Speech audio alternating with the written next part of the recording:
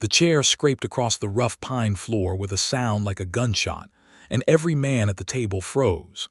It was Hector who had grabbed it first, his broad fingers wrapped around the ladderback spindles, his jaw set hard enough to crack stone. But it was Cody who had gotten there half a step sooner, one hand already gripping the seat, the other pressed flat against the table as if daring anyone to argue. Between them, the chair hung suspended in a ridiculous and terrible tug-of-war, while the woman standing in the doorway of the Boone Ranch house said absolutely nothing at all. She did not need to. Lucy Wells stood with the last of the October sun burning orange behind her, her dark travel dress dusted gray from 200 miles of stage road, a single worn leather bag hanging from her left hand. She had not moved since Hector had wrenched the chair from its place against the wall. She had not flinched when Cody had grabbed the other end.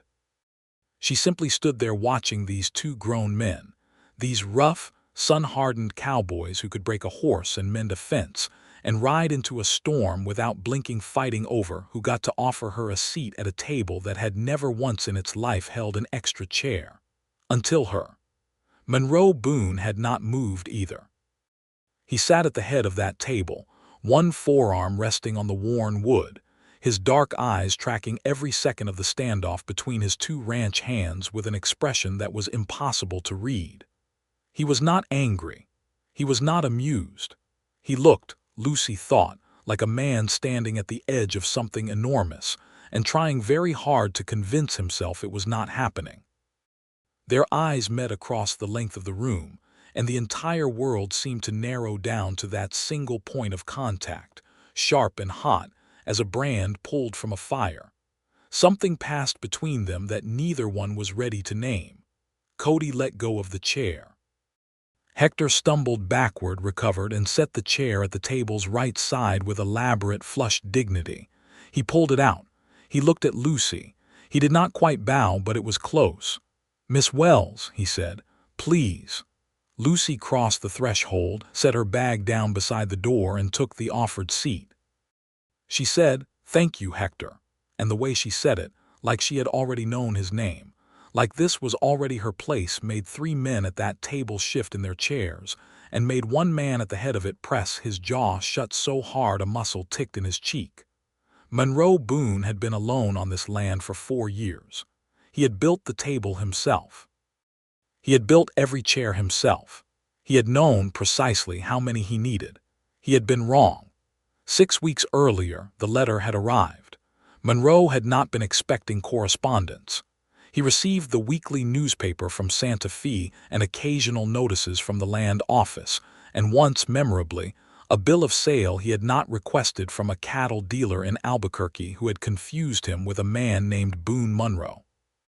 Mail was not something Monroe thought about with any feeling at all, positive or negative. It was simply a function of the world, like weather.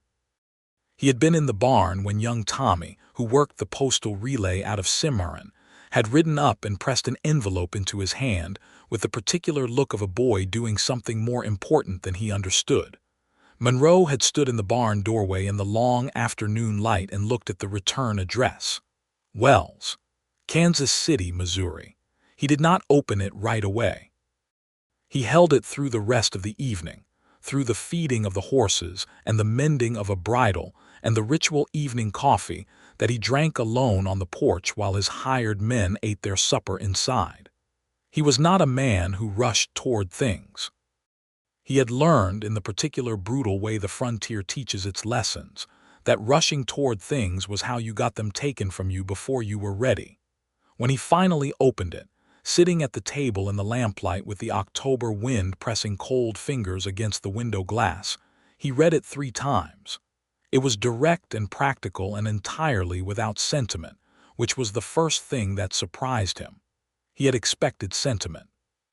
The woman had been told, by mutual acquaintance, specifically one Mrs.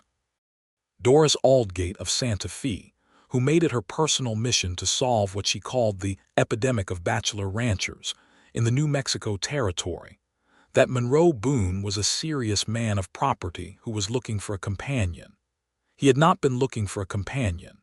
He had, at a particularly unguarded moment over Mrs. Aldgate's very good pie, admitted that the ranch had grown large enough that a second pair of hands in the house would not be unwelcome. Mrs. Aldgate had apparently translated this into a formal advertisement, but the letter was not sentimental, and that mattered. Lucy Wells wrote that she was 26 years old, that she had been working as a schoolteacher in Kansas City for 3 years following the death of her mother, that her father had died when she was 12, that she had no siblings, and that she was not under any illusion that a letter arrangement was the same thing as an understanding between people. She wrote that she had been told he was a man of his word and of the land, and that she was a woman who respected both those things.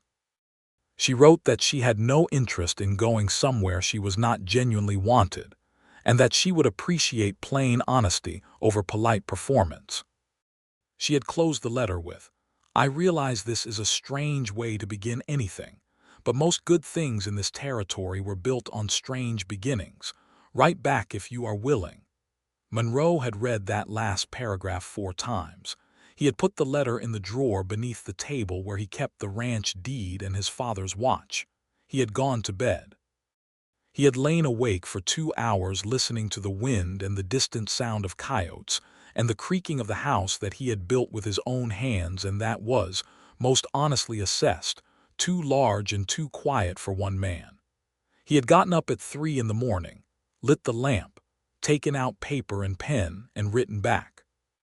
His letter was also direct and also without sentiment, and also, he would admit to himself years later, deeply terrified. He wrote that the ranch was 1,200 acres in the Cimarron Valley, that he ran cattle and some horses, that he had 3 full-time hired men and 2 seasonal workers, that the house had 4 rooms and a solid roof and a wood stove that worked properly. He wrote that the nearest town was 15 miles, and the nearest church was 20, and that he was not a church-going man, but had no objection to those who were. He wrote that he was 32 years old and had been on this land since he was 28, having come west from Tennessee following circumstances he would explain in person if she wished. He wrote that he preferred silence to noise and honesty to comfort, and that he could not promise to be an easy man to live with but could promise to be a fair one. He had stared at the last paragraph for a long time. Then he had written, "The land is beautiful in October. If you are going to come, come before winter." He had folded the letter, sealed it, and left it on the table for Tommy's next pass-through. For 12 days he had not thought about it. He had worked the fence line and managed a minor dispute between Cody and Hector over the division of a grain delivery, and ridden out to the northern pasture to assess winter feed stores. He had eaten his suppers with his men in the noisy warmth of the bunkhouse or in the quiet of his own kitchen, and he had, genuinely and sincerely, not allowed himself to think about the letter. On the 13th day he had begun to think about it constantly. He had not told his men. This was, in retrospect, an error in judgment. Not because they would have objected. Hector had been after him for 2 years to find somebody. A campaign waged with such warm and relentless affection that Monroe had begun to regard it as a kind of weather condition, persistent and ultimately harmless. Cody had never said anything directly but had once, while mending a saddle, observed that a house without a woman was like a saddle without a tree, which Monroe had taken as an opinion. The third man, a quiet veteran of the New Mexico plains named Pete Sorrells, had simply said once, "You're going to get old out here and nobody's going to notice," and then gone back to his coffee. Monroe had not told them because telling them would make it real before he knew what it was, and he was not a man who could afford to attach to things that might not become real. He had learned that too. He had learned it in Tennessee, and he had carried the lesson out here like a stone in his boot, and it had been with him so long he had almost stopped noticing the weight of it. Lucy's second letter arrived 3 weeks after he had sent his. It said, "I am coming. I will arrive on the 4th of October on the Santa Fe stage out of Cimarron. You do not have to meet me at the stage. I can manage a mule or a horse if you leave one at Harding's livery. But if you do meet me, please do not bring anyone to watch. I would prefer to meet you as one person meeting another, not as a performance." Monroe had stood in his kitchen reading that paragraph and felt something he did not have an immediate word for. It was not quite admiration and not quite relief, and not quite the nameless, frightened feeling that had been living in his chest since her first letter. It was something cleaner than all of those things. It was something that felt like recognition. He had ridden to Cimarron on the 3rd of October. He had told his men he was going to check on a land matter. He had stayed the night at the boarding house on Main Street, which he had not done in over a year, and he had sat in the dining room that evening eating a meal he did not taste, and he had gone to bed and not slept at all. In the morning he had stood in front of the small mirror above the washstand in his room and looked at his own face for longer than he had looked at it in a very long time. He was, he supposed, a reasonably presentable man, dark hair that needed cutting, a jaw that had seen better mornings, the kind of face that had been worn by wind and sun into something harder than it had started out being, with eyes that his mother had once called the serious kind, which had seemed less like a compliment than an accurate assessment. He was not a handsome man in the way of the illustrations in the Eastern magazines. He was something quieter than that. He had put on the clean shirt he had brought for the purpose and ridden to the stage depot. The Cimarron stage arrived 40 minutes late, which was, the depot man told him cheerfully, early for this time of year. Monroe had stood to one side of the platform, not watching the stage approach so much as simply existing in its direction, which was the closest he could come to pretending he was not nervous. When the stage door opened and Lucy Wells stepped down onto the platform, Monroe Boone did something he had not done in a very long time. He forgot to be careful. She was not what he had expected, which was something he realized immediately, and equally immediately could not have said what he had expected. She was a woman of middle height with dark hair pulled back severely from a face that was angular and sharp and entirely without artifice, a face that looked as if it had been thinking hard for a long time. Her eyes were gray, which he would not have been able to predict if asked to guess, and they went to him immediately and without hesitation and assessed him with the same direct, honest attention that her letters had. She walked to him across the platform and extended her hand. "Mr. Boone," she said. "I am Lucy Wells." "I know," he said, and shook her hand, and immediately felt ridiculous for saying it. Something at the corner of her mouth shifted, not quite a smile, something smaller and more contained. "I suppose you would," she said, "since I am the only woman who got off the stage." "There was also an older woman," he said, "and a girl of about 8. "Then you exercised good judgment," Lucy said, and that almost smile became slightly more itself, and Monroe found that he was standing on a stage platform in Cimarron, New Mexico Territory, in the year 1882, feeling something he had genuinely believed he had lost the capacity for. He had thought on the ride back to the ranch about how to handle this. He had imagined introducing her to his men, explaining the arrangement, managing the obvious complications. He had thought he had a plan. The plan had lasted approximately 40 seconds, past the moment she had asked him a direct question about the water rights dispute that had been his stated reason for the land office trip, and he had told her the truth instead of the cover story, and she had immediately and without apparent difficulty understood both the technical issue and the underlying problem. And then she had asked about the northern fence line and the winter feed stores. And by the time they were halfway home, they were talking about the ranch not as a performance, but as a real conversation between two people who both understood what it took to keep a piece of land alive through a hard winter. He had forgotten to be careful, and now here they were. And then they had arrived at the ranch house, and Monroe had pulled up the horses in the yard, and Cody had come out of the barn and stopped dead in the dust, and Hector had appeared from behind the woodpile and dropped 3 pieces of firewood, and even Pete Sorrells, who was not a man given to visible reactions, had come to the bunkhouse door and stood in it with the particular stillness of a man recalibrating his understanding of the world. Monroe had helped Lucy down from the wagon, which was the first time he had touched her beyond the handshake. his hands at her waist for a single careful moment, and had said, in a voice that he was proud to note was entirely steady, "This is Miss Lucy Wells. She has come from Kansas City to see if she would like to stay." The phrasing was deliberate. It was not "my intended," and it was not "a woman I have corresponded with," and it was not any of the awkward stagings he had rehearsed. It was, he thought, honest. Lucy had looked at the three men in the yard and said, "Good afternoon," in a voice that carried, and then had looked at the house, and something in her face had gone very still and very thoughtful, the way a person's face goes when they are deciding something privately. They had gone inside, and Monroe had offered coffee, and Hector had immediately materialized in the kitchen doorway saying he would make it, and Cody had followed, and then the matter of the chair had presented itself. The table in Monroe's kitchen had 4 chairs. Monroe had 4 chairs because there were 4 people who ever ate at that table, Monroe himself, and Cody and Hector and Pete on the occasions when the weather was bad or the work had run long, and supper was easier made here than in the bunkhouse. The table was large enough for 6, but there had never been 6. There had always been 4, and so there were 4 chairs.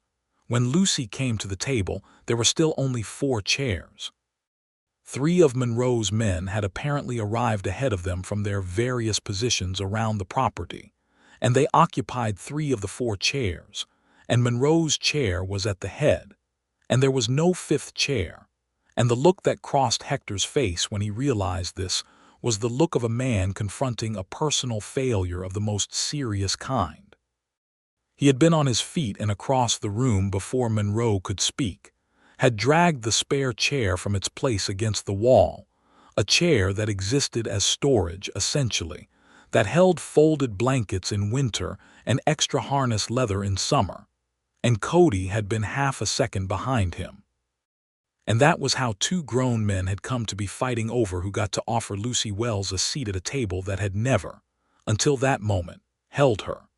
Monroe looked at Lucy across the table that evening over coffee and beans and cornbread that Hector had made with competitive intensity, as if the quality of the cornbread might resolve some ongoing argument, and found that the ranch house, which he had always experienced as adequately large, now felt precisely the right size. It was a dangerous feeling. He recognized it as dangerous. He had recognized the letter as dangerous, and the platform in Cimarron as dangerous, and the conversation on the road as dangerous, and he had chosen to keep walking toward the danger each time, which was either wisdom or stupidity, and he had not yet determined which. Lucy ate her supper with the same quality of attention she gave everything, and she asked Hector about the cornbread recipe, and she asked Pete about the condition of the north pasture fence that he had been mending, and she asked Cody about the horse she had seen in the paddock that was favoring its left front, and she listened to each answer with genuine attention, and by the time supper was done Monroe could see, plainly and without any possibility of misreading it, that his 3 men were entirely and hopelessly charmed. He was more disturbed by this than he would have expected. Not because he objected to it, they were good men, all 3, loyal and decent, but because it forced him to confront the fact that what he felt was something more specific than charmed. It was something that had started as recognition and had moved, over the course of one afternoon and one supper, into territory he did not have a map for. After supper, while the men cleaned up, Monroe had taken Lucy out onto the porch. The October night was cold and clear and enormous, the sky so full of stars it seemed to press down on the land, and Lucy had stood at the porch rail and looked out at it for a long time without speaking. "The north pasture fence needs work," she said eventually. "Pete told me it has gaps that will let cattle through into the canyon by January." "I know," Monroe said. "I have it scheduled for this month. The horse with the favored leg may have a stone bruise," she said, "or it could be the beginning of founder. You should have it looked at. I have a farrier coming Friday." "Good," she paused. "The house is well built. You built it yourself." "Most of it. Pete helped with the roof." "It shows," she said, "the care in it." There was a silence that was not uncomfortable. Monroe had never been easy in silences with people he did not know, but this silence had a different quality, the quality of two people standing on the same ground and both knowing it. "I need to tell you something," he said. She turned to look at him. The starlight was not generous, but it was enough, and her face was entirely open to whatever he was about to say. He had not planned to say this tonight. He had planned to say it eventually, because it needed to be said, but he had thought he would give it a few days, give them both time to settle into the reality of each other before he introduced the thing that could dismantle it. "I told you in my letter that I came from Tennessee," he said. "I did not tell you why I left." "No," she said, "you didn't." "I was engaged to be married," he said, 4 years ago. Her name was Clara Marsh, and she was the daughter of the man who owned the property adjacent to my father's. We had been promised to each other since we were very young, which is a practice I now think is unkind to children, but which was normal enough in the part of Tennessee I come from. We were to be married in the spring. In March, she sent word that she had married someone else, a man from Nashville with money and a house in town and prospects that she felt were more certain than mine. He said this without drama because it was not dramatic anymore. It was simply what had happened. It was simply the stone in the boot he had carried west. Lucy was quiet for a moment. Then she said, "Did you love her?" Monroe considered the question seriously because it deserved serious consideration. "I believed I did," he said. "I think now that what I felt was more like certainty than love. I had been certain about her for so long that it had become part of how I understood myself. When she was gone, I did not know what I understood anymore." "So you came here," Lucy said. "I came here," he agreed. "I built a table and 4 chairs, and I learned the land, and I did not allow myself to be certain about anything that I could not put a nail through." There was another silence. The coyotes were calling somewhere far off to the west, their voices carrying thin and strange across the cold air. "I grew up certain about nothing," Lucy said. "My father died of cholera when I was 12. My mother tried to keep us in a house in Kansas City for 14 years after that and mostly succeeded, which tells you something about her. She died 2 years ago. There was no one to be certain about and nothing to be certain of, and I became a teacher because teaching is something you can be certain of in the sense that the children need you to show up and know something, and that is exactly what it is, every day." She paused. "I am telling you this because you told me something true, and I want to give you something true in return." Monroe looked at her. The cold was settling in hard, and she was not shivering, but she would be soon.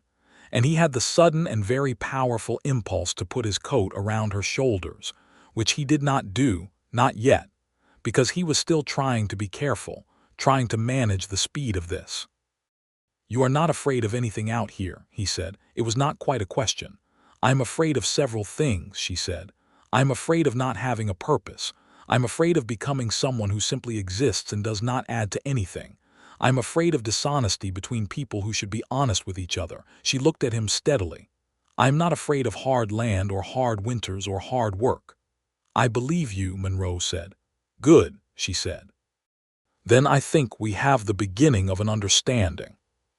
He had shown her to the spare room that night, the room that had been, in the original design of the house, a study, and that had become, in the practical reality of a working ranch, a place where things were stored until they had a better home. He had cleared it 2 weeks earlier and put in a bed from the supply store in Cimarron, and a small table and a washstand. And he had done this with a particular deliberateness, having decided that if she came, he would make a proper room for her before she arrived so that she would understand she had been thought of. He stood in the doorway of her room that night while she set her bag on the table and looked at the small window and the view of the pasture it provided in the darkness, and he said, "I hope it is adequate." She turned around. "It is more than adequate," she said. "You put thought into it." "I try to put thought into things," he said. She looked at him for a long moment with those gray eyes that gave nothing away except, somehow, everything. "I know," she said. "I could tell that from your first letter." He said good night and went to his own room and lay in his bed and listened to the house settle around him, and listened, very slightly, to the sounds of her unpacking in the room down the hall, the quiet soft sounds of a person arranging themselves in a space, and he felt the size and shape of his own chest in a way he had not felt in 4 years, as if it had expanded suddenly, and was not entirely sure what to do with the new room. 2 weeks passed. They were weeks of the most concentrated attention Monroe Boone had paid to anything in recent memory, which was saying something for a man who paid close attention to everything. Lucy worked. This was the first thing he understood about her, the thing that undercut every expectation he had not known he had. She did not wait to be assigned tasks. She did not confine herself to the house. She was up before him 3 mornings out of the first 7, the fire already burning in the stove and coffee already made by the time he came down, and she was out the door after coffee with the same purposeful stride she brought to everything, going to see about the horse with the favored leg, going to walk the fence line with Pete, going to talk to Hector about the cattle numbers. On the 4th day she had gone through his ledgers. He had come in from the northern pasture to find her at the table with the ranch account spread before her, working with a pencil and a focused expression, and he had stopped in the doorway and said nothing for a moment. She had looked up. "I was a schoolteacher," she said. "I kept the school accounts. I'm not prying. I thought I might be useful." "You might have asked," he said, which was the only objection he had and which he offered mildly, because it was more a point of form than genuine protest. "You are right," she said immediately. "I apologize. I will put them back." "Did you find anything?" he said. She looked at the ledger and then at him. "You are overpaying for the grain delivery by about 14% because you are ordering through Hadley and Cimarron, and Hadley adds a transport fee that you could eliminate by ordering direct from the mill in Rayado and arranging your own pickup on your regular supply runs." He pulled out a chair and sat down. "Show me," he said. She showed him. He looked at the numbers and she talked him through the calculation, and they sat at that table for an hour while the autumn afternoon dimmed around them. And at the end of it, Monroe had saved himself, in theory, approximately $65 per year on grain, and had learned something else that was harder to quantify. He had learned that she was not here to be managed or protected or managed through. She was here as a person with a mind and a set of skills and a forthright willingness to apply them, and the only possible response to that was to be a person with a mind and a set of skills in return, which he was, and which was, he thought, probably why Mrs. Aldgate had matched them, because Mrs. Aldgate, for all her sentimental campaigning, was a sharper judge of character than she appeared. They argued on the 8th day. It was about the seasonal workers. Monroe intended to let them go at the end of October as he always did, and Lucy had reviewed the work still outstanding and said, clearly and without aggression, that letting them go 2 weeks early was going to put impossible pressure on Cody and Hector in November, and that the cost of the extra 2 weeks was less than the cost of going into winter with the south barn in its current state. Monroe did not like being told he had made a planning error. He said so. She said she was not telling him he had made an error. She was telling him the circumstances had changed, which was different. He said the circumstances had not changed materially. She said the circumstances had changed because there were now 6 people eating supper at that table instead of 4, and a ranch that feeds 6 people has different needs than one that feeds 4, and that she was one of the additional 2 people, and therefore had a certain standing to comment on it. He had looked at her across the argument and felt something very close to amusement, which surprised him, because he was not a man who found being disagreed with amusing. But there was something in the quality of her disagreement that was entirely without cruelty or performance. It was simply argument in the service of truth, and he had always respected that. He had simply rarely encountered it directed at him. "All right," he said, "2 more weeks for the seasonal men." She had not been triumphant. She had nodded and said, "Good," and gone back to whatever she was doing, and he had stood there for a moment with the distinct sensation of being seen, which was an unusual and not entirely comfortable sensation for a man who had spent 4 years becoming invisible to himself. He had told Hector to keep the seasonal workers through mid-November. Hector had looked at him with the expression of a man who knew what had happened and was choosing not to say it out loud, which Monroe found both appropriate and deeply irritating. The 15th day was a Sunday. Monroe was not a church-going man, but he rode into Cimarron that morning for supplies, and Lucy, who had said she was not religiously observant but liked the form of it, had asked if she could come along, and he had said yes, and they had ridden the 15 miles into town together in a silence that was entirely companionable, which was the quality of silence Monroe liked most and had experienced least in his life. In town, while Monroe was at the supply store, Lucy had gone to the library, which was a single room attached to the schoolhouse maintained by a woman named Mrs. Hargrove. Monroe had finished at the supply store faster than expected, and had found Lucy in the library talking to Mrs. Hargrove with a particular animation he had not seen from her before, and he had stood in the doorway for a moment watching her before she noticed him, watching the way she moved her hands when she talked about something she cared about, the way her whole face reorganized itself around enthusiasm. She had turned and seen him, and the enthusiasm had not gone away. It had simply included him. "Mrs. Hargrove has 83 books," she said, "and she is the only person running a lending library between here and Springer." "I know," Monroe said. "She has been doing it for 12 years. She needs a new roof," Lucy said. "The one she has is letting in the southwest corner." Monroe had looked at Mrs. Hargrove, who had the patient expression of a woman who had been needing a new roof for long enough to have made peace with it. He had said, "How much material do you need?" Lucy had stood very still beside him. Mrs. Hargrove had told him, with a kind of careful hope, what the roofing would cost. Monroe had done the math, adjusted for the grain savings Lucy had shown him, and said he would have peed out to look at it next week. On the ride home, Lucy had said, "You did not have to do that. The library lends books to children who have nothing else to read between here and Springer," Monroe said. "The roof needs to be sound. These are not complicated things." She had looked at him with those steady gray eyes and said nothing for a moment, and then she had said, very quietly, "No. I suppose they are not." That was the day he understood that he was not building towards something. He was already in it. The third week was different. Something had shifted, the way weather shifts before a storm, not violent yet but changed, the air carrying a different charge. Monroe felt it when she was in the room with him, and he felt it when she was not, which was worse, because the absence of someone you are not supposed to be attached to is considerably more disturbing than their presence. He had stopped pretending he did not watch her when she was working.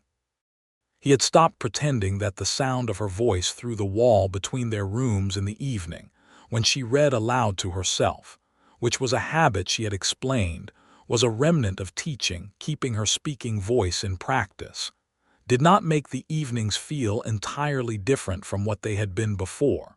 She had stopped pretending too, in her own way. He could see it in small things.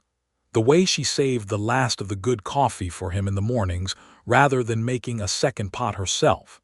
The way she brought his coat to him when the afternoon turned cold without being asked, as if she had simply noticed and acted on it in the same motion.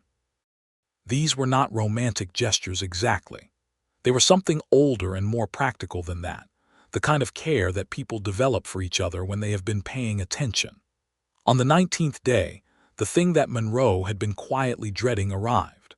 A man named Dale Crenshaw rode into the yard from the direction of Cimarron with 3 other men he had not met, and he had dismounted at the gate with the particular confidence of someone who believed his arrival was a form of event. Monroe had come out of the barn to find him. Crenshaw was a land speculator, which in the New Mexico territory of 1882 was a profession with more varieties of darkness than the word implied. He had been circling the Cimarron Valley for 2 years, purchasing contested land grants from families who did not fully understand what they were signing, reselling the grazing rights in parcels at a profit that would have impressed a banker in New York. He was not illegal exactly. He operated in the gap between law and ethics that the frontier, with its slow and incomplete legal infrastructure, offered to men willing to live there. "Boone," he said. "Heard you've had some visitors." Monroe was immediately alert in the specific way of a man who has learned to be alert before he knows why. "State your business, Crenshaw." Crenshaw smiled with great good cheer. "I have a proposition regarding the canyon grazing rights," he said. "The North Corridor specifically. There is a question about the original land grant boundaries that I think you might want to discuss before winter." This was the hidden threat that Monroe had known was coming for 18 months. The land grant that had established the Boone Ranch had its origins in a Spanish colonial grant that had been transferred, imperfectly, through several hands before Monroe had purchased it through a territorial land agent. The boundaries of the North Corridor had always been, technically, a subject of interpretation, and Monroe had a strong claim but not a perfect one, and Crenshaw had apparently located the ambiguity. "My attorney in Santa Fe is confident in the boundaries," Monroe said. "Your attorney in Santa Fe," Crenshaw said pleasantly, "does not know what I know." Monroe looked at the three men behind Crenshaw with careful attention. They were hired men, not gunslingers, the practical assistants of a man doing business rather than a man doing violence. That was a meaningful distinction.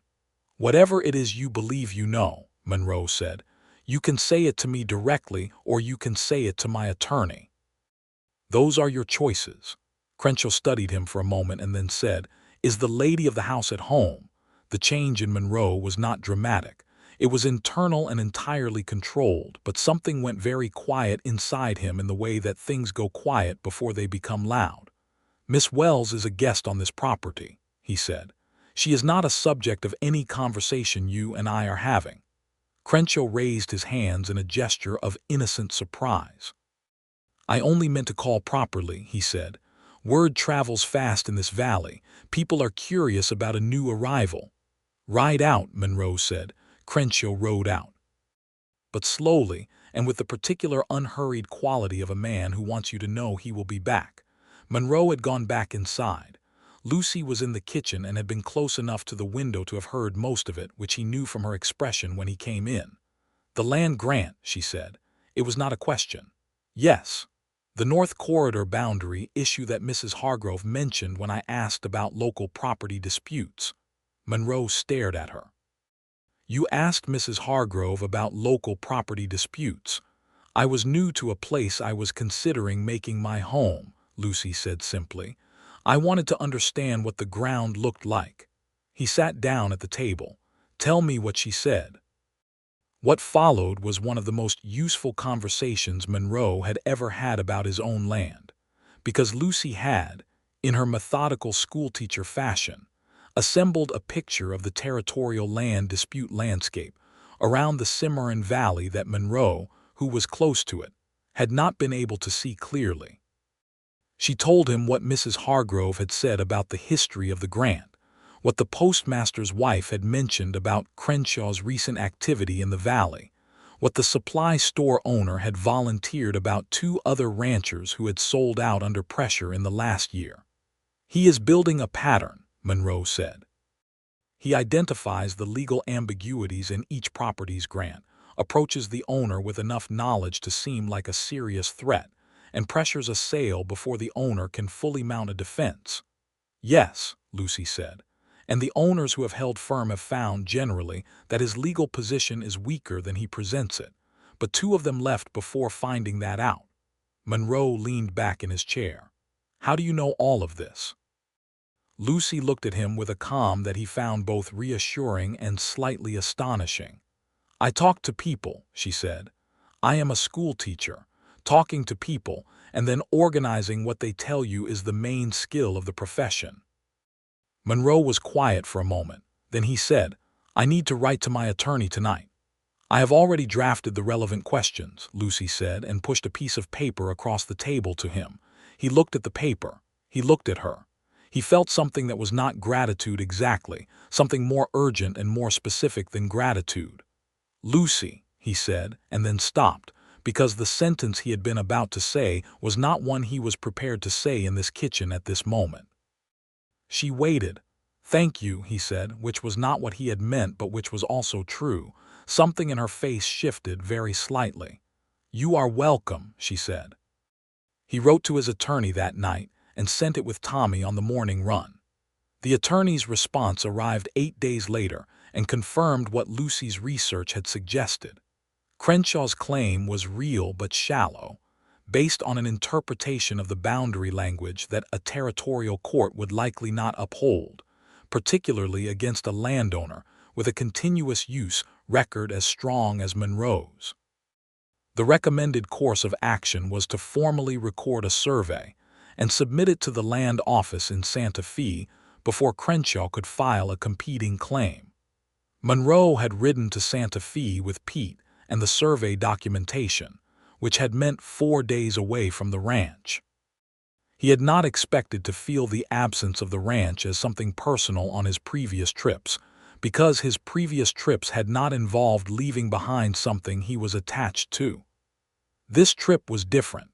He had been aware, on the road south, of a pulling feeling that he had identified, with some irritation, as precisely what it was. He had returned on the 5th day to find Lucy and Cody repairing the south barn roof, not because Monroe had asked for this, but because Lucy had assessed it and decided it needed doing, and Cody had been willing, and the sight of her on that barn roof in the autumn light, efficiently and carefully working, had stopped him in the road for a full second before he rode into the yard. That evening he had asked her to walk with him to the north pasture to check the fence that Pete had spent the previous week mending. It was a transparent excuse, and both of them knew it, and neither of them addressed that directly. They walked in the late afternoon light through the dry golden grass of the valley, the mountains rising blue and enormous to the west, and Monroe found that his talent for useful silence had apparently deserted him, because he was intensely and uncomfortably aware of her beside him and could not find the usual clean resting place in the quiet. "Tell me about Tennessee," she said, which was the question he had been half waiting for and half dreading. He told her. He told her about the farm in the Cumberland Valley and his father, who had been a man of deep silences and deep feeling and no talent for expressing one through the other, and his mother, who had been the opposite in a way that made the house both warmer and harder. He told her about Clara Marsh without drama, the facts of it, and he told her about the morning he had decided to leave, which had been less a decision than a walk that kept going until he reached a train station which was not poetic but was accurate. "I was not running," he said, "or I do not think I was.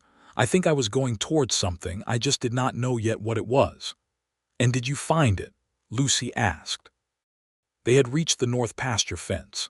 It was a good fence now, solid and true, stretching in a clean line across the golden grass toward the canyon, and the mountains beyond it were turning purple in the last of the light. "I think I am still finding it," Monroe said.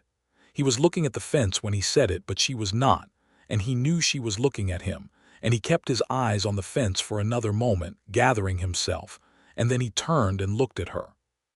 She was standing in the grass with the mountain light on her face and her gray eyes entirely open and entirely honest and entirely directed at him. And Monroe Boone, who had been a careful man for 4 years, who had put everything important in a locked drawer and nailed the drawer shut, simply stopped being careful. "I would like to ask you something," he said. "Ask me," she said. "I would like to ask you to stay." He paused. "Not as a guest, not as an arrangement. I would like you to stay because you belong here, because this is your place as much as it is mine, or it should be, if you want it." Another pause. "Because I have not been able to think about anything except you being here since the morning I stood on that platform in Cimarron, and I am not a man who is comfortable saying that, but I am a man who promised you honesty." Lucy was quiet for what felt like a very long time and was probably 10 seconds. "I have not been able to think about anything except being here," she said, "since about halfway through the ride from Cimarron." Something in Monroe's chest moved, shifted, rearranged itself permanently. "The halfway point was when we were talking about the water rights," he said. "You explained the water rights problem and then immediately asked what I thought about it," she said. "You asked what I thought, not what I felt, what I thought, like it was the obvious and natural thing." "It was the obvious and natural thing," Monroe said. "I know," she said. "That was the problem." He reached out and took her hand because the fence line was not the kind of place you kissed someone, he thought, and then immediately reconsidered and decided that it was exactly that kind of place, and he did. He kissed her with the mountain light going purple around them and the dry grass of October brushing against their boots, and the coyotes not yet calling, still an hour from dusk.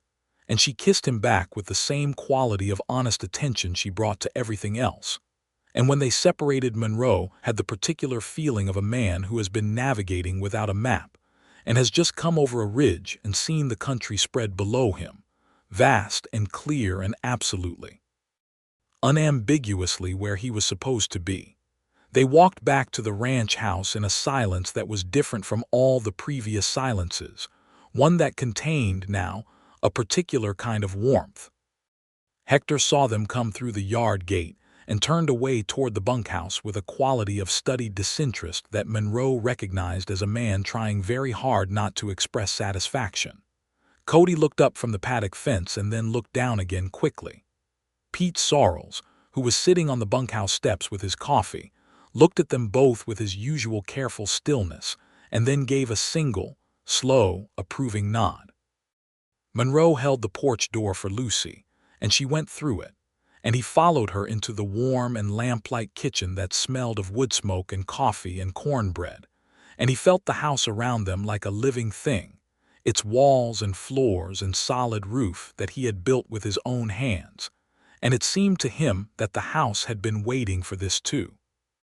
The matter of Crenshaw was resolved 10 days later when the Santa Fe Land Office officially recorded Monroe's survey and established the boundary markers, formally closing the interpretive gap that Crenshaw had been exploiting. Crenshaw sent no further men to the yard. He moved his attentions to another valley, which was a resolution that Monroe considered adequate if not satisfying, since adequate solutions were frequently the ones that held. November came in cold and fast, the first real cold of the year, and the ranch moved into its winter rhythm, the shortened days and the longer evenings and the particular intimacy of people sharing warmth in a contained space. Lucy had taken over the school teaching in Cimarron 2 days a week, riding in on Tuesday and Thursday mornings and returning by late afternoon, because the territorial school board had been looking for a qualified teacher for 2 years, and Mrs. Hargrove had, with Monroe's full support, aggressively recommended her. On the evening she taught, Monroe found himself listening for the sound of her horse in the yard with an attention he found completely undignified and entirely unavoidable.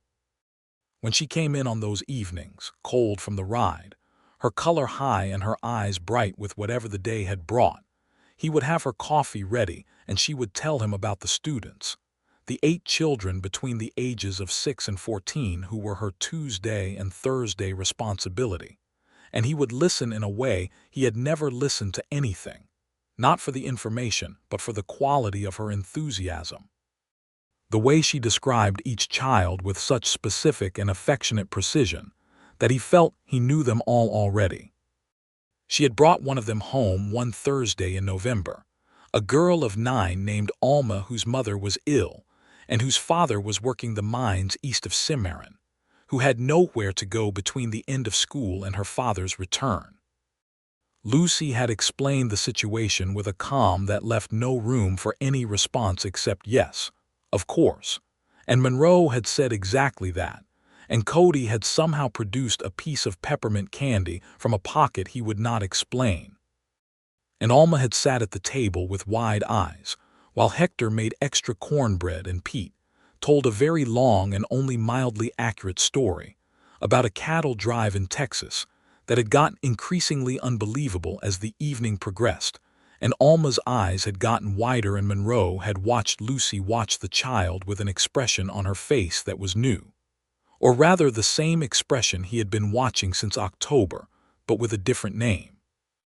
He had proposed formally to her that night, after Alma's father had come to collect her, after the bunkhouse had gone quiet, after the fire had settled to orange coals.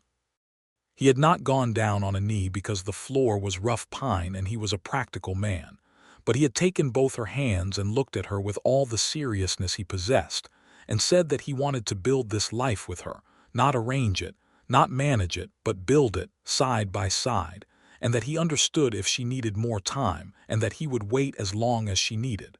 She had said, "Monroe, I already live here."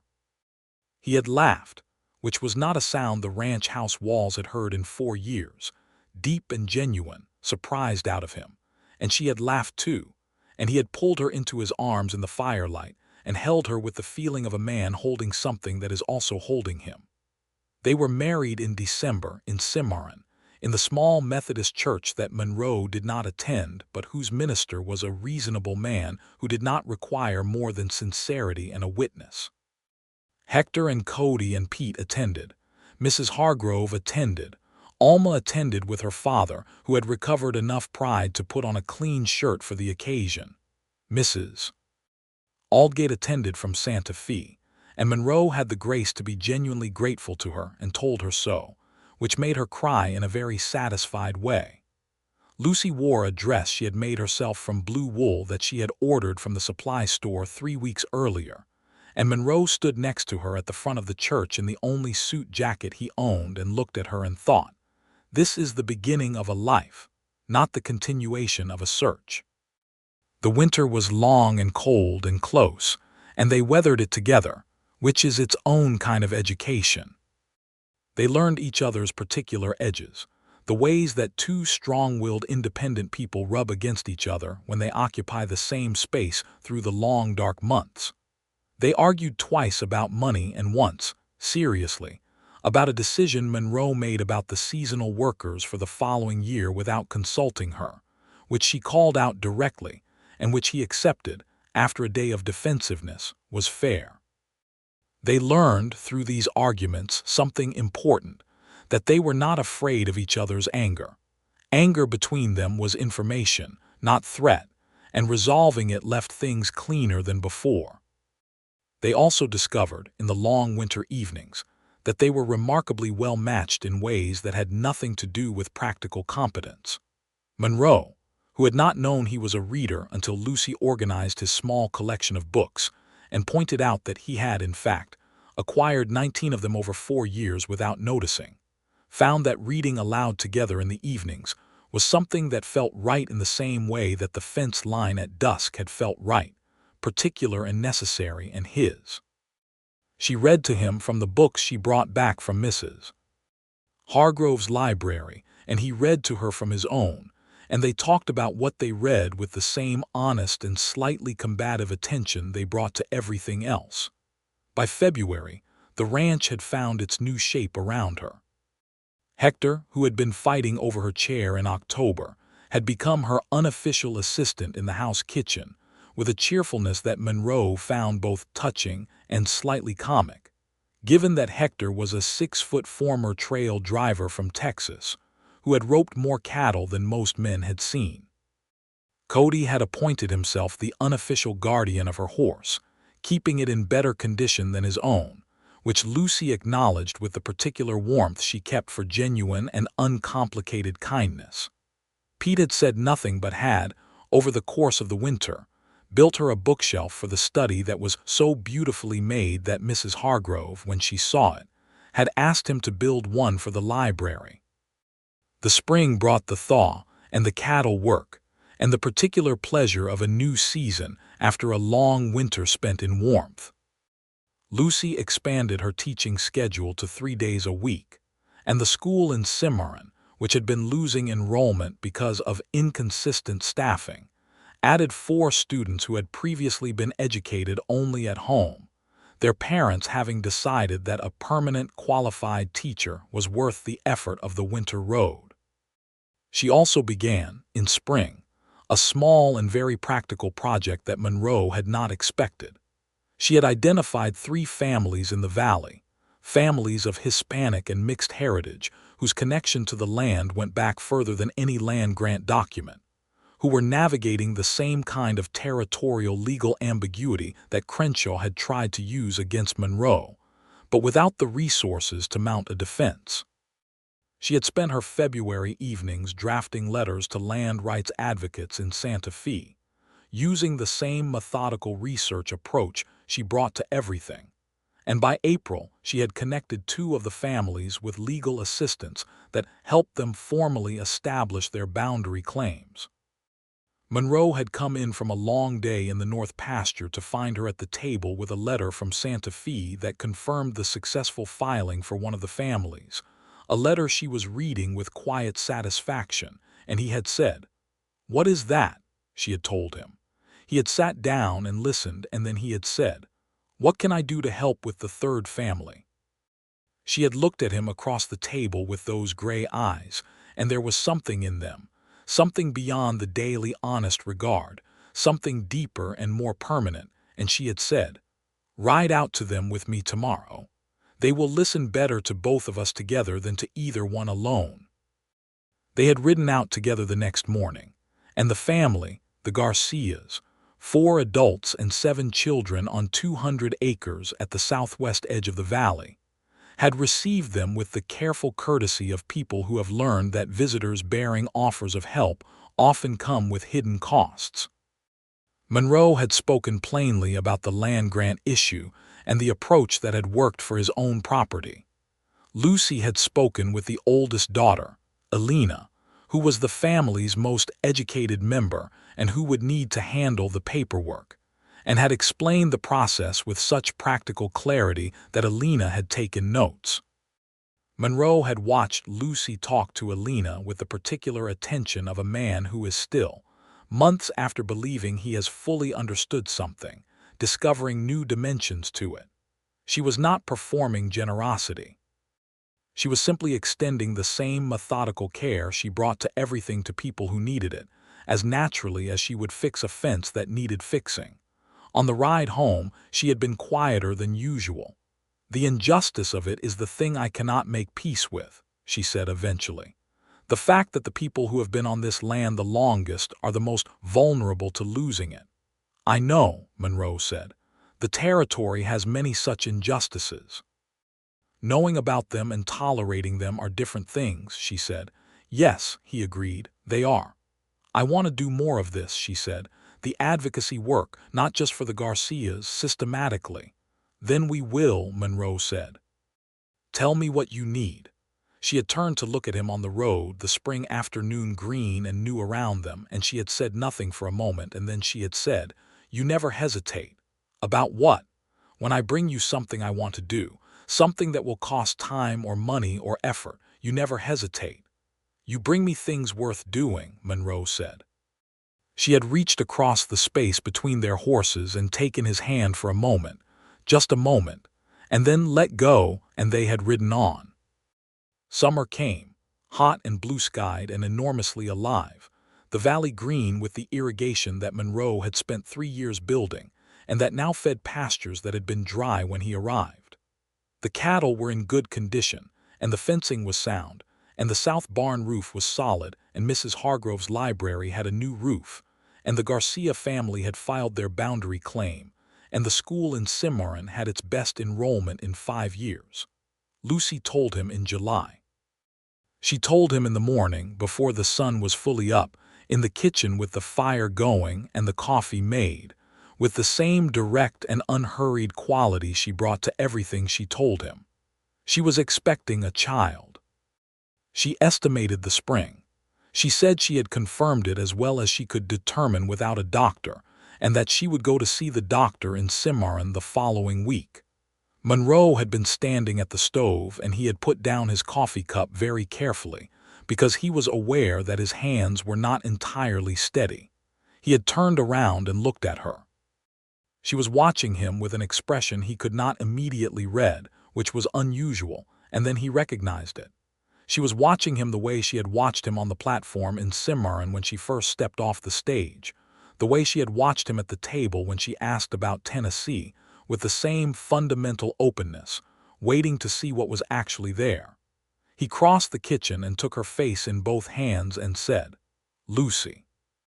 "Monroe," she said, with a quality in her voice that was not quite certain and not quite afraid, but something close to both. "This is the best thing you have ever told me," he said, "and I need a moment." She laughed, that clean, genuine laugh, and he held her face and felt the world reorganize itself around a new axis. And after a moment he pulled her in and held her in the kitchen with the fire burning and the summer coming through the window, and everything he had built and everything he had become assembled around this single, permanent point. Hector found out at lunch, approximately 4 hours later. The speed of this was the result of Hector's comprehensive surveillance of the household, which was a thing that everyone acknowledged and no one discussed. He expressed his reaction by making the largest and most elaborately seasoned supper he had ever produced in the ranch kitchen, which was his language for profound happiness, and which everyone ate in a state of warm satisfaction that no one had to explain. Cody shook Monroe's hand 3 times, which was excessive and acknowledged to be so and done anyway. Pete said, "Good," in the tone he used for things that were genuinely and completely right, which was the highest form of endorsement in his range. The doctor in Cimarron confirmed Lucy's estimate and added 1 week, putting the due date in early April. He was a thorough and practical man named Dr.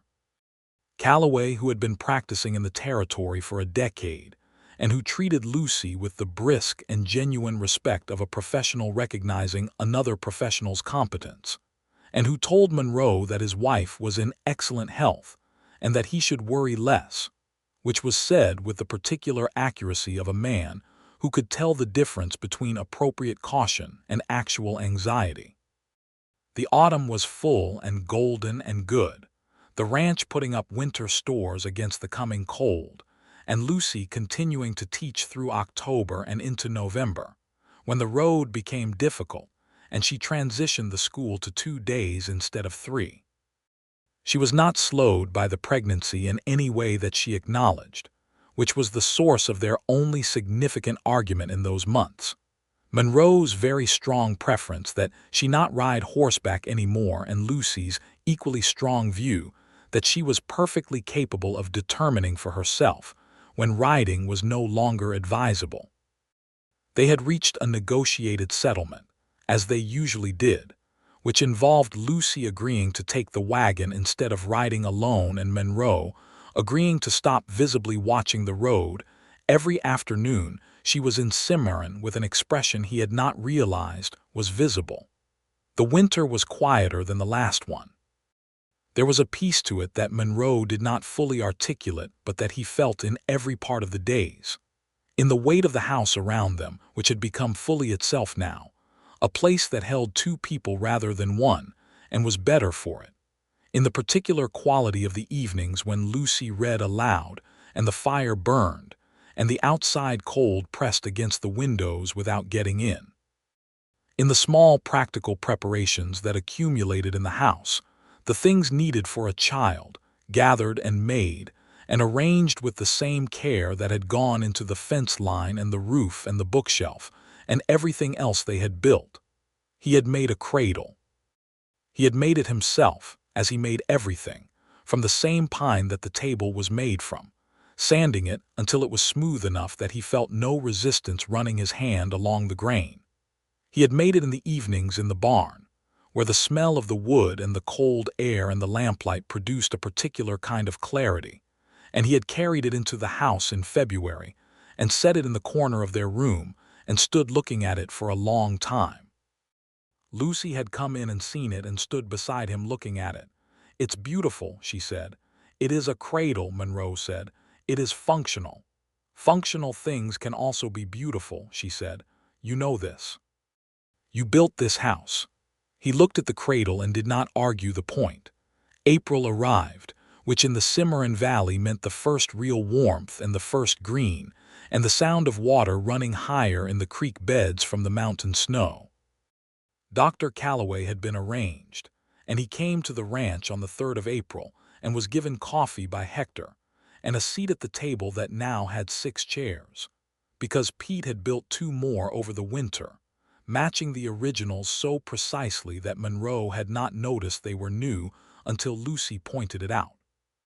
The child was born on the morning of April 7th, a boy, born with the sunrise coming through the east window of the room that Monroe had built, delivered by Dr. Calloway with the same brisk competence he applied to everything. And Monroe had been in the room because Lucy had been entirely clear that she wanted him there, and he had been entirely clear that there was nowhere else he was going to be. When Calloway put the child in Monroe's arms and Monroe looked down at the face of his son, small and furious and entirely new, he felt something he had no word for and did not try to find one. He simply held the boy and looked at Lucy, who was watching him with a tiredness that went straight through to bone and an expression of such complete and open happiness that Monroe, who was not a man who wept, had to look back at the child for a moment. "What is his name?" Calloway asked. Monroe and Lucy had argued about names with great enjoyment for several months, which had been one of their better ongoing discussions, covering their respective families and their respective histories, and their respective feelings about names that were pretentious versus names that were plain versus names that split the difference. They had reached an agreement in February. "Thomas," Monroe said. "Thomas Wells Boone." Lucy had wanted the Wells because it was her name, and she was not giving it up, which Monroe had thought was entirely reasonable, and had said so immediately, which had earned him a look of such warm approval that he had been glad of the decision in ways beyond the practical. Thomas Wells Boone announced his arrival to the yard outside with a volume that made Hector, who was waiting outside with Cody and Pete, look at the other two men with an expression of profound respect. They were let in, one by one, to meet him. Hector held the baby with the terrifying carefulness of a large man holding something small and precious, and said, "Buenos dias, little one," very softly, and Thomas regarded him with the calm suspicion of someone who has just arrived and has not yet decided what to make of things. Cody held him for approximately 20 seconds before handing him back with the expression of a man who is delighted, but also relieved to have accomplished the task. Pete held him for a long time, not saying anything, which was Pete's way. Monroe stood at the window while his men held his son and watched Lucy sleep in the morning light, her face finally still. The sharpness of it softened into something he had not seen before, and he thought about a letter that had arrived in October of the previous year and a platform in Cimarron and a table with 4 chairs. He thought about the chair fight. He had thought about it many times with amusement and with something else, a kind of gratitude that he felt for the whole sequence of events, for Mrs. Aldgate's sentimental meddling, for a letter written without sentiment, for a woman who had walked off a stage in Cimarron and assessed him without performance, for his own moment of forgetting to be careful that had turned out to be the right kind of careless.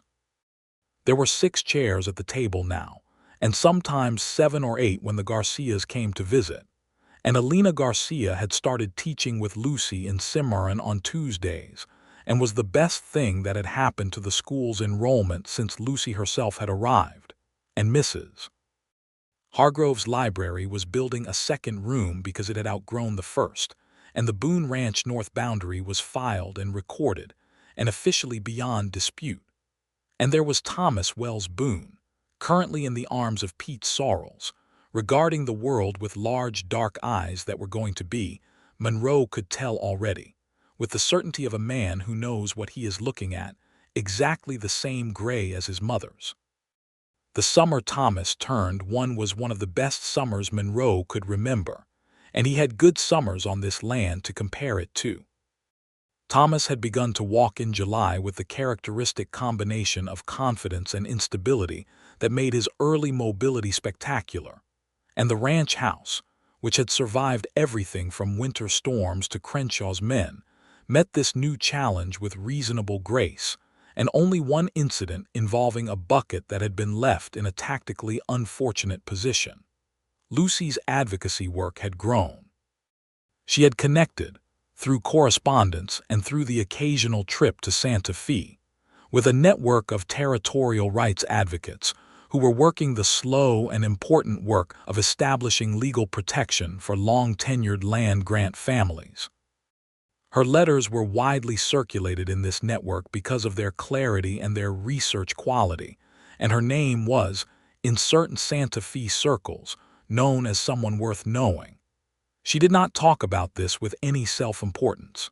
She talked about it the way she talked about the school and the ranch, as work that needed doing, as something she was useful for. Monroe had watched this happen with the particular pride of a man who knows he is in the presence of something exceptional, and has had the intelligence to recognize it before being told. In August, a woman named Constance Harlow had ridden out to the ranch from Cimarron with a letter of introduction from one of the Santa Fe advocates, asking Lucy's advice on a land dispute case in the northern part of the territory.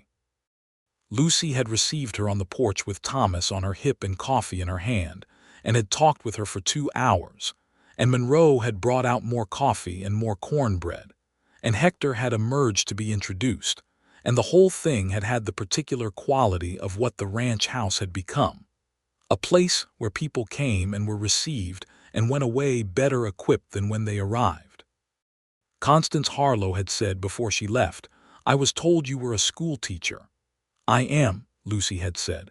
"You are more than that," Constance had said. "Most people are more than what they are first described as," Lucy had replied, and Monroe, standing in the doorway, had felt the truth of this settle into him quietly. The second child arrived when Thomas was 2.5.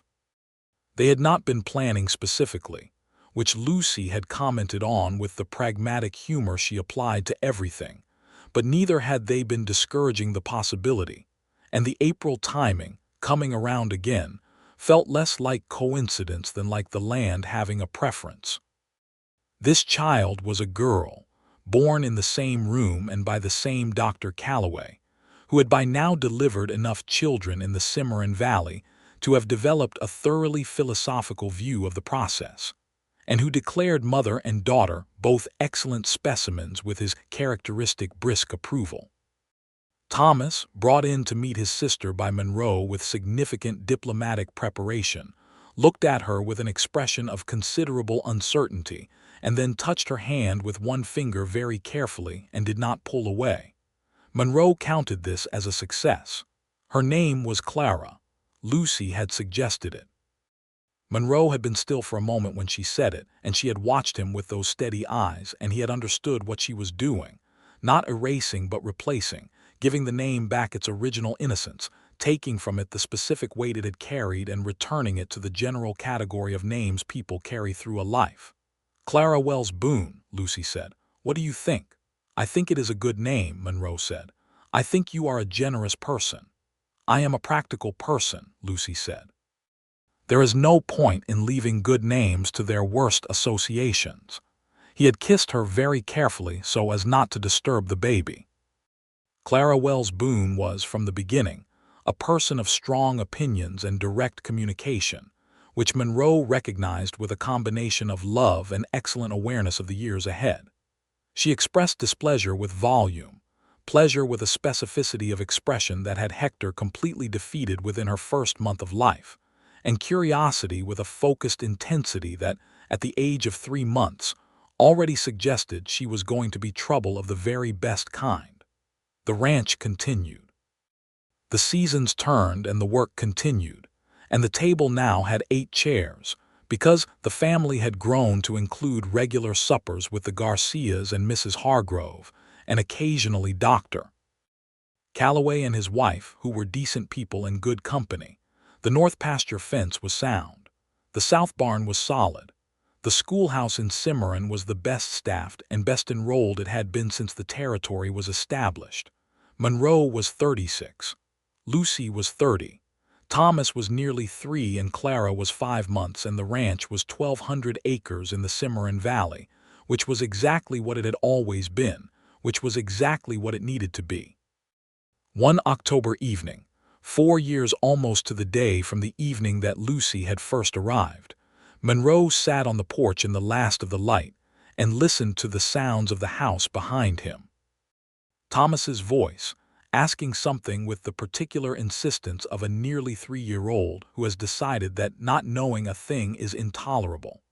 Clara's voice, which at 5 months had developed a commentary on the world that was wordless but extremely informative. Hector's voice from the kitchen, answering Thomas with the grave patience of a man who takes children's questions seriously. Lucy's voice, answering Clara in the half-singing, half-speaking way she had, which Monroe had come to understand was not a performance but the natural register she moved into when she was completely at ease. The coyotes were calling to the west. The mountains were going dark. The October air was cold and clean, and carried the smell of wood smoke from the chimney. Monroe sat on the porch of the house he had built with his own hands and listened to all of it. He thought about a drawer under the table where the ranch deed and his father's watch still lived, and where there was now also a folded letter written without sentiment in a clean, schoolteacher hand. The first letter, which he had kept since the beginning because he had known, before he could have explained knowing, that it was the first page of something he would want to read again. He thought about a table with 4 chairs that had become a table with 6 chairs and then 8, growing to fit what it needed to hold, which was perhaps not a metaphor but simply what tables do when the people around them are paying attention. He thought about the platform in Cimarron, and the look that had passed between them across the length of a room and the fence line in October light and the north pasture in the first spring, and a cradle made from pine wood, smooth to the touch. Lucy came out onto the porch with Clara against her shoulder, Clara who was awake and attentive in the way she always was at the edge of evening, and she stood beside him at the rail and looked out at the mountains going dark and the valley going gold in the last of the light. He reached over without looking and she took his hand. "Hector is teaching Thomas to count in Spanish," she said. "He has reached 5 and has strong opinions about the pronunciation." "Of course he does," Monroe said. They stood in the growing dark with Clara between them, small and warm and entirely unafraid of the enormous evening, and the coyotes called their distances, and the house behind them held all the warmth and the voices and the life that had been built there. The life that had been built on a letter and a platform and a table and an extra chair. And it was whole, and it was good, and it was entirely, irreversibly, and permanently theirs. There were things Monroe Boone believed, by the time the October dark was fully settled around them, that he had not believed when he had built the table. He believed that careful men could choose, at the right moment, to stop being careful. He believed that recognition between 2 people was real and not romantic invention. He believed that the best things that came to a person in this life generally came in the form of a letter that began strangely and ended with an invitation, and that the only response to such a letter was to write back honestly and then ride to Cimarron. He believed in the table with 8 chairs. He believed in the fence line under the mountain light. He believed in the woman standing beside him on the porch in the October dark, with their daughter against her shoulder and her hand in his. He believed that the house had always known how large it needed to be. It had simply been waiting, with patient certainty, for the right number of people to arrive and fill it. The stars came out over the Cimarron Valley, bright and thick and uncountable, the same stars that had looked down on this land for centuries before any of them were here, and would look down on it long after. Monroe and Lucy stood beneath them on the porch of the house that Monroe had built and did not speak for a long time, because everything that needed to be said had been said, and everything that needed to be built had been built, and what was left, which was everything, was simply this: the warmth, the dark, the child, the hand, the mountains, and the permanent, unshakable, hard-earned fact of each other. The extra chair sat at the table inside, its own quiet history complete. It would never again be a spare.